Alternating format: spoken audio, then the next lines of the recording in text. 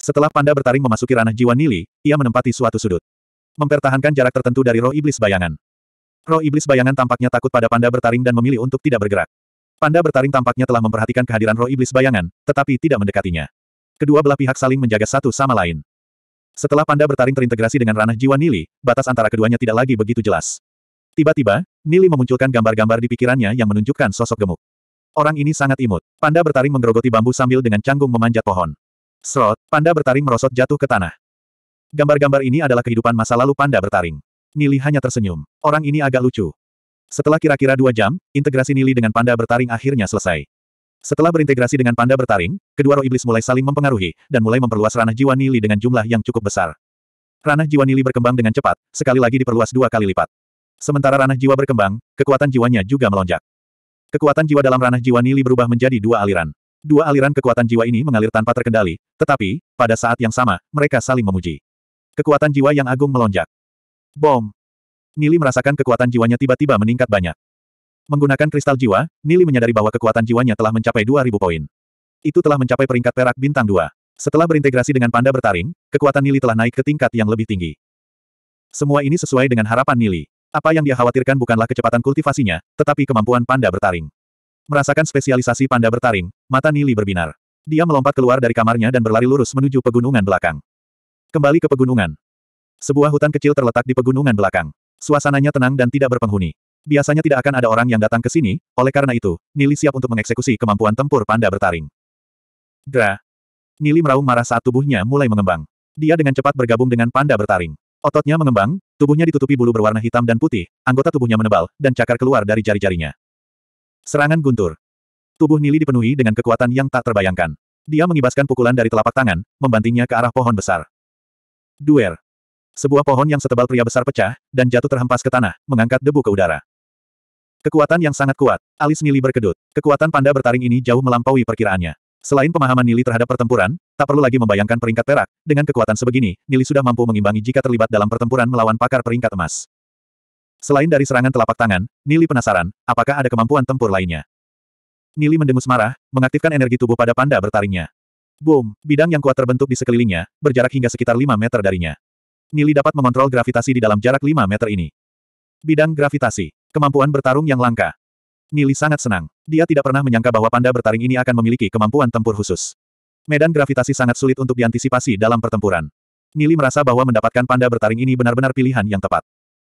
Nili terus bereksperimen dengan kemampuan tempur panda bertaring ini. Karena kurangnya pemahaman Nili terhadap roh iblis panda bertaring, ada banyak kemampuan tempur yang belum dapat dieksekusi. Namun, setelah berintegrasi dengan panda bertaring, kenangan panda bertaring mengalir melalui pikiran Nili. Karena itu, kesulitan mengeksekusi kemampuan tempur baru ini berkurang banyak. Masih ada kemampuan tempur ketiga. Nili meraung layaknya monster buas, membuka mulut dan mengeluarkan 2 bola bundar hitam dan putih dari mulut Nili. Kedua bola itu meliuk-liuk di udara, dan kemudian, mendarat di 2 bidang tanah yang berbeda. Bom! 2 bola bundar ini meledak, dan energi yang dihasilkan sangat kuat menghantam, memusnahkan semuanya dalam jarak 10 meter dari titik pendaratan, meninggalkan 2 kawah besar di tanah. Batu-batu di dalam tanah hancur berkeping-keping. Pada saat ini, bahkan Nili tercengang oleh kekuatan yang begitu kuat. Ledakan Yin Yang. Nili ingat mendengar kemampuan tempur seperti itu sebelumnya. Ketika seseorang memuntahkan energi dari dalam tubuh, itu akan membombardir musuh yang menyebabkan ledakan. Namun, bom energi biasa hanya memiliki 1 bom. Bom energi Nili ada 2. Mari kita sebut itu bom Yin Yang. Pikir Nili sementara waktu, 2 bom hitam dan putih ini memang sedikit menakutkan. Nili merasakan kondisi tubuhnya untuk sementara waktu. Kayaknya bom Yin Yang ini belum bisa digunakan terlalu banyak. Menggunakannya 5 kali dalam sehari akan melelahkan tubuhnya. Medan gravitasi dan bom Yin Yang. Ini pasti trik terbesarnya di tangannya. Nili merasa bahwa panda bertaring masih memiliki banyak kemampuan bertarung yang belum dia pahami. Dia yakin bahwa dengan peningkatan kekuatannya dan kekuatan panda bertaring, dia akan dapat melakukan lebih banyak kemampuan bertarung. Tidak buruk sama sekali. Meskipun Nili telah melihat banyak roh iblis, setelah berintegrasi dengan panda bertaring ia menjadi lebih puas. Baik roh iblis bayangan dan panda bertaringnya, memiliki tingkat pertumbuhan tahap dewa. Jika ada yang tahu tentang keberadaan roh iblis berdua ini, mereka akan menjadi gila karena ingin memiliki salah satu dari mereka. Nili mengubah kembali transformasi tubuhnya, dan memanggil kembali panda bertaring ke ranah jiwanya. Panda bertaring ini masih roh iblis peringkat perunggu bintang 1. Nili mulai memberinya makan kekuatan jiwanya sambil mengkonsumsi ramuan eliksir untuk mengisi kekuatan jiwanya yang digunakan. Pada saat ini, panda bertaring dalam ranah jiwa Nili dengan gila menyerap kekuatan jiwa yang datang dengan mulut terbuka.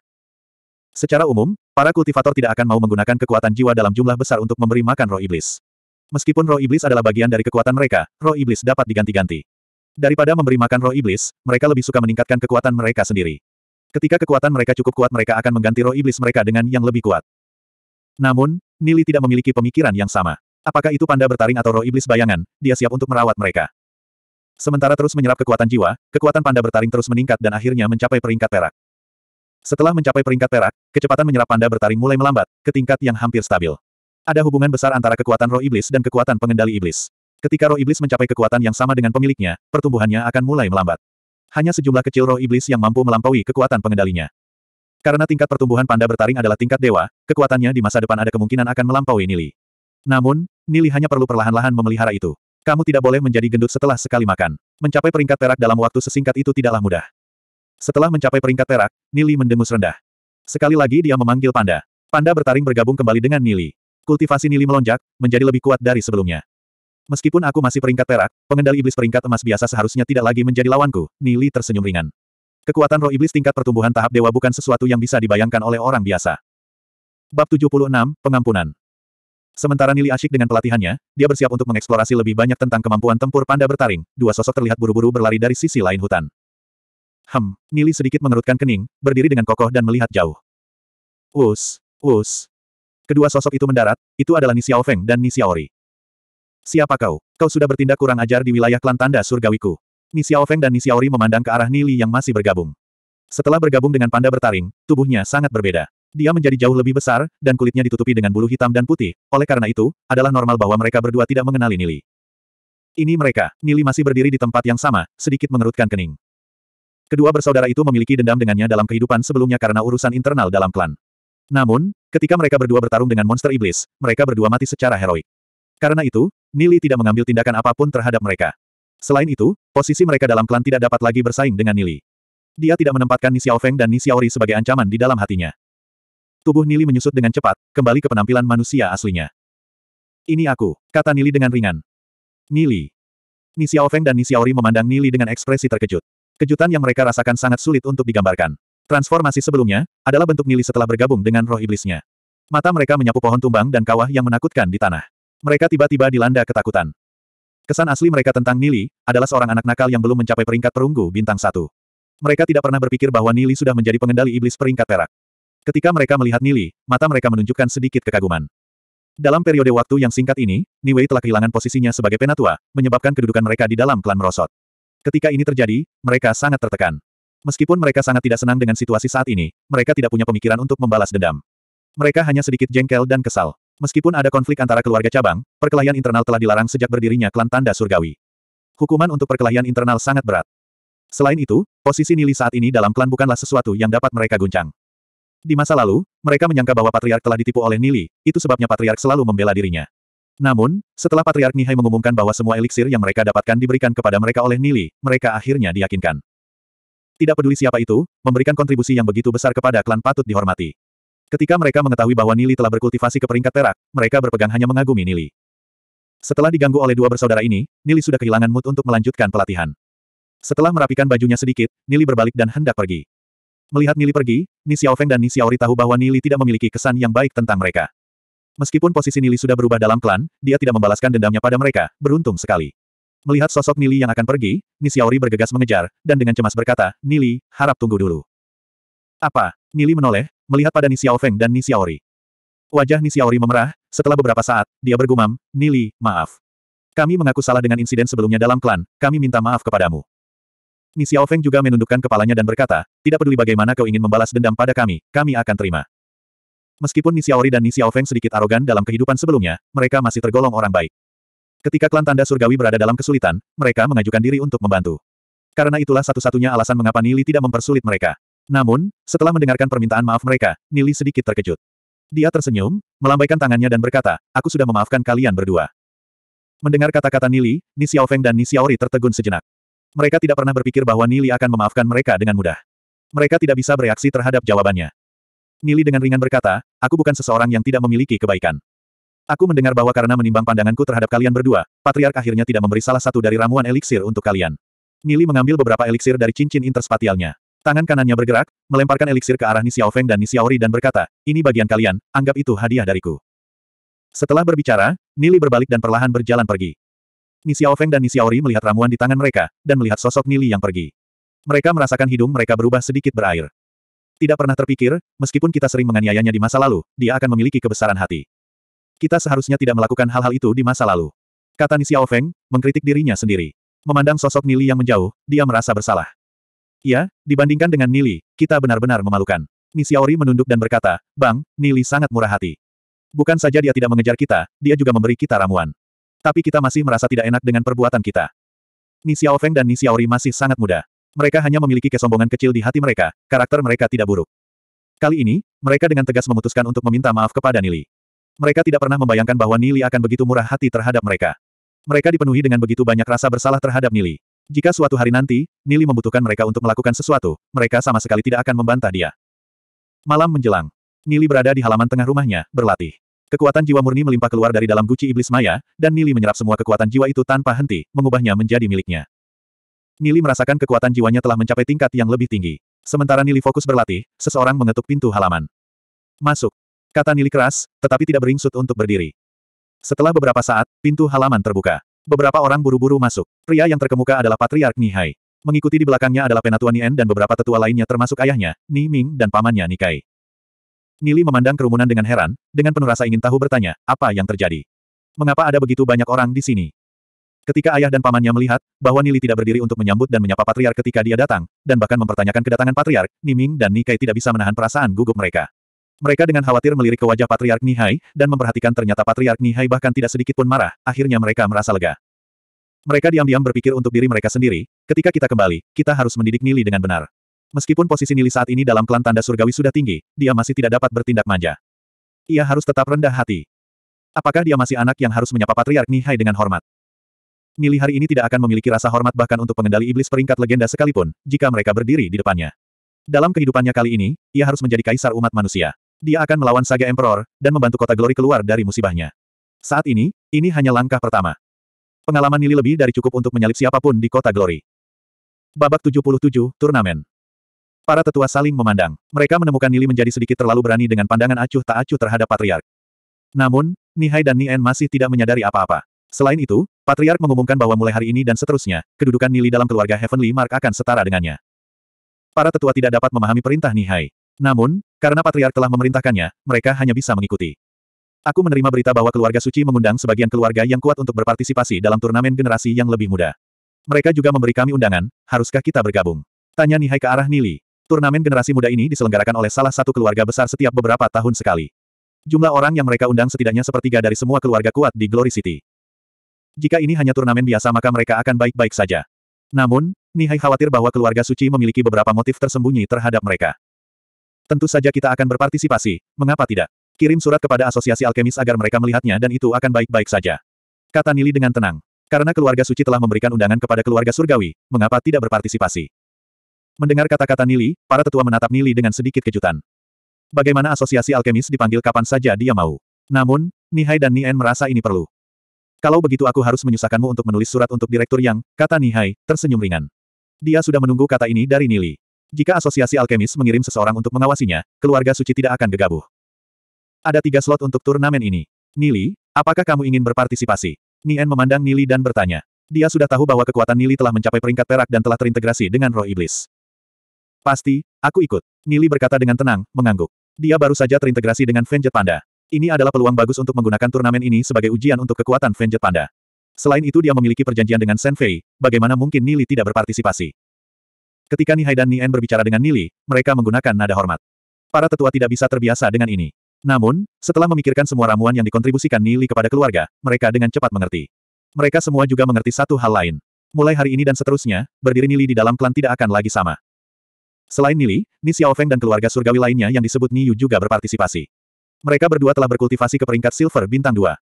Seorang spiritualis iblis perak Bintang 2 berumur 20 tahun dianggap sangat baik. Mereka dianggap jenius bersama keluarga. Namun kekuatan roh iblis mereka hanya begitu-begitu saja. Nili tidak picik, dia meminta Nihai untuk memberi mereka tingkat pertumbuhan tingkat luar biasa roh iblis peringkat perak. Turnamen ini akan membutuhkan setengah bulan sebelum siap. Nili, kamu bisa mulai mempersiapkan. Aku mendapat kabar bahwa mereka yang berpartisipasi dari keluarga suci semuanya setidaknya peringkat perak bintang 5. Kata Nihai, mereka masih harus bersiap untuk metode licik dari keluarga suci selama turnamen. Oh, jawab Nili ringan, tampak sangat santai. Metode licik dari keluarga suci. Nili tidak khawatir sedikit pun.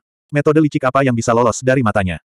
Setelah itu, Nihai, Nien dan banyak membahas masa depan keluarga Heavenly Mark dengan Nili, termasuk menghabiskan sejumlah besar uang untuk merekrut para ahli untuk meningkatkan kekuatan keluarga Heavenly Mark. Jangan khawatir tentang uang itu. Aku dapat menyediakan 100 juta bagi keluarga untuk melaksanakan hal-hal ini. Namun, kamu harus sangat berhati-hati saat merekrut orang. Jangan mengundang orang-orang dari keluarga suci atau persekutuan kegelapan dengan ceroboh. Nili berpikir sebentar dan berkata. Kontribusi 100 juta koin. Niming, Nihai dan beberapa tetua memiliki mata mereka melebar ke titik bahwa bola mata mereka sepertinya jatuh dari rongga mata mereka. Nili berkata 100 juta dengan mudah. 100 juta koin dapat membuat keluarga melakukan banyak hal, bahkan merekrut 100 pakar peringkat emas tidak akan menjadi masalah. Nihai dan Nien agak tenang kali ini. Mereka jelas tahu bahwa kekayaan Nili adalah jumlah yang menakutkan. 100 juta koin mungkin adalah bulu di dalam 9 lembu. Dengan 100 juta koin roh iblis, kekuatan pengaruh keluarga tanda surgawi dapat ditingkatkan dalam jumlah besar. Para tetua akhirnya mengerti mengapa Nihai menempatkan Nili pada posisi yang sama dengannya. Semua ketidakbahagiaan mereka terhadap Nili juga bubar. Keluarga tanda surgawi adalah akarnya. Selama itu bermanfaat bagi keluarga, mereka akan mendukungnya. Dan bagi mereka yang berkontribusi bagi keluarga, mereka harus menghargai semua orang. Bahkan jika orang tersebut memiliki posisi rendah dalam klan. Jika mereka bisa memberi keluarga 100 juta koin roh iblis, mereka akan membawanya. Setelah beberapa jam berdiskusi, Nihai dan sekelompok mulai mengoperasikan rencana mereka, mengirim orang ke Asosiasi Spiritualis Iblis dan Asosiasi Pejuang untuk merekrut para ahli. Asosiasi Spiritualis Iblis dan Asosiasi Pejuang berbeda dari Asosiasi Alkemis karena mereka tidak memiliki banyak kekuatan. Mereka hanya bertanggung jawab untuk mendaftarkan semua spiritualis dan pejuang iblis rakyat jelata. Secara umum, spiritualis dan pejuang iblis biasa akan memilih untuk direkrut oleh keluarga yang kuat. Dengan begitu, mereka akan bisa mendapatkan lebih banyak sumber daya budidaya dan pendapatan yang stabil untuk keluarga mereka. Adapun keluarga kuat itu, dengan merekrut spiritualis dan pejuang iblis biasa, mereka dapat meningkatkan kekuatan mereka. Setiap keluarga akan mempertahankan kekuatan penjaga tertentu untuk keluarga. Adapun keluarga Mark Surgawi, karena fakta kekurangan dana, mereka telah membubarkan pasukan penjaga mereka. Sekarang, mereka akhirnya bisa merekrut mereka lagi. Selain menyumbang 100 juta koin roh iblis, Nili juga mengeluarkan beberapa teknik budidaya yang kuat dan berkontribusi pada keluarga. Setiap anggota dalam keluarga dapat mempraktekkannya, dan meningkatkan kekuatan keluarga. Pada saat ini, keluarga suci. Tetua urusan utama keluarga suci, Shen Ming, saat ini menangani semua hal dalam keluarga. Pada saat ini, 3 pemuda berjalan masuk. Yang memimpin adalah Shen Fei. Di belakang Shen Fei, ada 2 pria dengan penampilan kira-kira 20 tahun lebih. Elder urusan utama. Shen Fei sedikit menangkupkan tangannya. Elder urusan utama. Kedua pria di belakang Shen Fei membungkuk tubuh mereka ke arah Elder urusan utama, Shen Ming. Kedua pria ini sama-sama anggota cabang keluarga suci. Status mereka jauh di bawah Shen Fei. Meskipun kultivasi mereka lebih tinggi dari Shen Fei, mereka lebih rendah hati darinya. Mehem. Shen Ming sedikit mengangguk. Dia menghela nafas di dalam hatinya. Meskipun bakat Shen Fei tidak dianggap buruk, karena telah mencapai peringkat 3 bintang perak spiritualis iblis, jika ia dibandingkan dengan 2 anggota cabang, Shen Ning dan Shen Xiao, perbedaannya terlalu besar. Shen Ning yang masih berusia 20 tahun telah mencapai peringkat 5 bintang perak spiritualis iblis. Adapun Shen Xiao yang berusia 23 tahun, dia sudah menjadi spiritualis iblis peringkat emas. Bakat tuan muda keluarga itu bahkan tidak bisa dibandingkan dengan generasi muda anggota cabang. Ini belum pernah terjadi sebelumnya dalam beberapa generasi terakhir. Tuan muda Shen Fei, apakah kamu yakin ingin bergabung dengan turnamen? Tanya Shen Ming dengan sopan. Apakah kamu yakin bahwa Nili dari keluarga Heavenly Mark akan bergabung dengan turnamen ini? Shen Fei memandang Shen Ming, alisnya sedikit berkedut dan bertanya. Karena masalah dengan Xiao Ninger, hatinya dipenuhi dengan kebencian untuk Nili. Ketika dia mendengar bahwa keluarga surgawi tanda juga akan bergabung dengan turnamen babak ini, meskipun kekuatannya masih jauh dari cukup, dia masih meminta untuk bergabung dengan turnamen. Aku telah menerima balasan dari keluarga tanda surgawi. Sudah dikonfirmasi bahwa keluarga Heavenly Mark akan berpartisipasi dalam turnamen. Nili itu juga harus bergabung. Shen Ming sedikit mengangguk. Karena itu, aku harus berpartisipasi dalam turnamen. Aku harus menginjak anak itu dengan kaki aku dan tanpa ampun mempermalukannya. Kata Shen Fei, matanya menjadi dingin. Berpikir tentang Xiao Ning, hati Shen Fei dipenuhi dengan kebencian pada Nili. Bab 78, Harta Karun. Shen Ming sedikit mengangguk. Nili ini mengekspos keluarga suci tentang masalah dengan tulisan, Scarlet Sunburst menyebabkan reputasi keluarga suci menjadi sangat terpengaruh. Mereka pasti harus memberinya pelajaran. Turnamen seni bela diri ini dipimpin oleh keluarga suci. Orang-orang dari keluarga dewa dan keluarga angin salju tidak akan ada di sana. Dengan Shen Ning dan Shen Xiao, kemenangan mereka sudah dijamin. Menambahkan Shen Fei tidak akan membahayakan mereka. Turnamen seni bela diri ini menyangkut wajah keluarga suci kita. Karenanya, kami akan mengadakan taruhan. Berbagai leluhur dari berbagai keluarga juga akan bertaruh. Shen Ming berkata, mengenai masalah ini sangat penting. Itu tidak dapat memiliki cacat di dalamnya. Kalau tidak, ketika Patriar kembali dari pelatihan isolasi, kalian berdua akan tahu konsekuensinya. Petik 2. Tatapan Shen Ming menyapu Shen Ning dan Shen Xiao. Dia tidak peduli jika Shen Fei main-main, tetapi jika Shen Ming dan Shen Xiao memiliki masalah, hukuman mereka pasti akan berat. Shen Ning dan Shen Xiao sedikit cemas. Mereka buru-buru membungkukkan tubuh mereka dan berkata, ya, tetua urusan utama. Kami pasti akan melakukan yang terbaik. Petik 2. Tatapan bangga Shen Fei menyapu Shen Ning dan Shen Xiao. Meskipun mereka tidak senang dengan Shen Fei, mereka adalah anggota cabang keluarga suci, mereka tidak berani bersuara. Mereka jelas memiliki kultivasi yang lebih tinggi dibandingkan dengan Shen Fei, namun, mereka tidak diperlakukan dengan adil. Bagaimana mereka merasakan keseimbangan di dalam hati mereka? Baru-baru ini, karena mereka dilindungi oleh asosiasi alkemis, keluarga tanda surgawi tidak lagi menempatkan kita di mata mereka. Ketika Patriark kembali, kami akan menunjukkan kepada mereka waktu yang tepat. Pikir Shen Ming. Patriark keluarga suci, Shen Hong, sudah berada di puncak budidaya peringkat Black Gold. Dia bertanya-tanya kapan dia bisa menembus peringkat legenda. Setelah Shen Hong berhasil menembus kemacetan ke peringkat legenda, kedudukan keluarga suci akan langsung tidak lagi sama. Mereka bahkan akan dapat membuat beberapa keputusan mengenai beberapa masalah kota Glory. Bahkan penguasa kota harus menganggap serius keluarga suci. Pada saat itu, riak apa yang dapat ditimbulkan oleh keluarga tanda surgawi? Aku mendengar bahwa keluarga Heavenly Mark telah merekrut sejumlah besar ahli dan menghabiskan puluhan juta dalam prosesnya. Dari mana semua uang itu berasal? Tampaknya materi harus terhubung dengan asosiasi alkemis. Apakah asosiasi alkemis bertekad untuk memelihara keluarga tanda surgawi? Shen Ming berpikir dalam hati. Asosiasi alkemis telah berulang kali menentang keluarga suci untuk melindungi keluarga tanda surgawi. Selain itu, mereka diam-diam memeriksa keluarga suci. Mungkinkah asosiasi alkemis menemukan sesuatu?